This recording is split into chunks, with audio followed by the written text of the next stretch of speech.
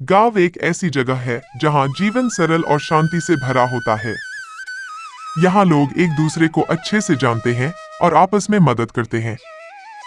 गांव में खेत, बाग बगीचे और हरियाली से घिरी जगहें होती हैं। भारत के एक छोटे से गांव सूरजपुर में विकास नाम का एक किसान रहता था। विकास साधारण जीवन जीने वाला, ईमानदार और मेहनती व्यक्ति था।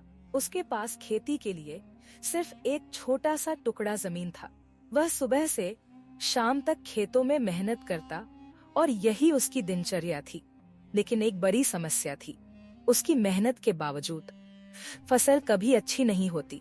कभी बेमौसम बारिश उसकी फसल को बर्बाद कर देती, तो कभी सूखा सब कुछ नष्ट कर देता। विकास हर बार फसल के बर्बाद होने पर मायूस हो जाता। उसका पूरा दिन चिंताओं में बीतता और वह भगवान को हे भगवान, मैंने क्या पाप किया है? मेरी इतनी मेहनत क्यों बेकार चली जाती है? गांव में हर कोई विकास की मेहनत की तारीफ करता था। लोग कहते, विकास जैसा मेहनती किसान हमने कभी नहीं देखा। पर न जाने क्यों उसका भाग्य हमेशा उसका साथ छोड़ देता है। उसी गांव में एक प्रसिद्ध ज्ञानी बाबा रहते थे। उनका नाम विदुर बाबा था।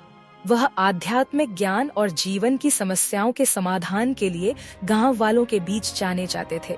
एक दिन जब विकास अपनी फसल के खराब होने से परेशान था, तो उसने विदुर बाबा के पास जाकर अपनी समस्या बताने का निर्णय लिया। विकास ने बाबा के पास जाकर कहा, बाबा, मैं दिन रात मेहनत करता हूँ। सुबह सूरज उगने से पहले खेत में चला जाता हूँ और रात तक काम करता हूँ। फिर भी मेरी फसल कभी अच्छी नहीं होती। ऐसा लगता है कि मेरे भाग्य में ही कुछ कमी है। क्या आप मेरी मदद कर सकते हैं?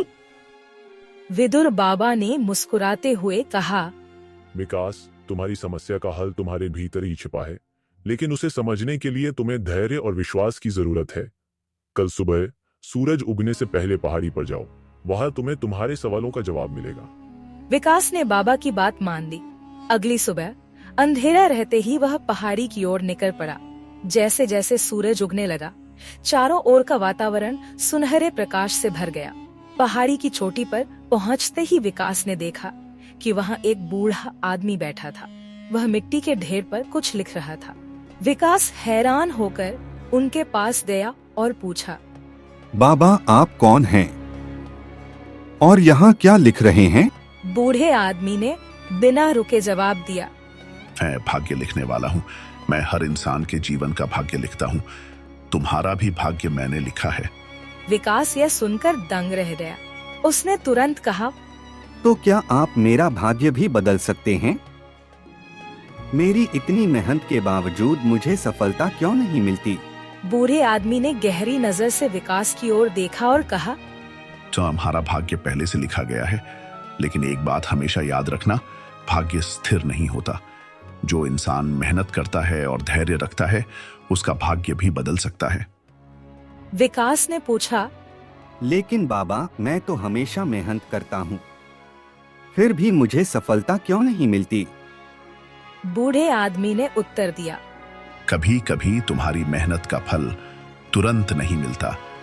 तुम्हें अपनी मेहनत और ईश्वर पर विश्वास बनाए रखना चाहिए। भाग्य केवल तुम्हारी कोशिशों का परिणाम है। अगर तुम्हारी कोशिशें सच्ची और निरंतर होंगी, तो तुम्हारा भाग्य भी तुम्हारे अनुकूल होगा। विकास ने इस बात को गहराई से सोचा और बूढ़े आदमी से विदा लेकर अपने गांव लौट आया। गांव लौटने के बाद विकास ने अपने जीवन में एक बड़ा बदलाव लाने का फैसला किया। उसने अब मेहनत के साथ धैर्य और सकारात्मक सोच को भी अपनाया।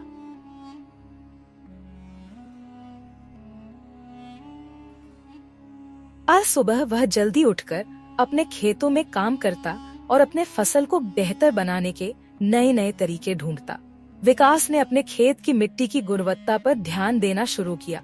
उसने अपने अनुभव से सीखा कि कौन सी फसल कब बोनी चाहिए और कब उसकी देखभाल करनी चाहिए। धीरे धीरे उसकी मेहनत रंग लाने लगी।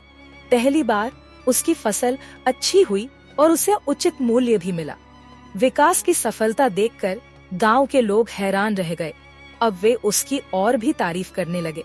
विकास ने अपनी सफलता का श्रेय अपने धैर्य, मेहनत और सकारात्मक सोच को दिया।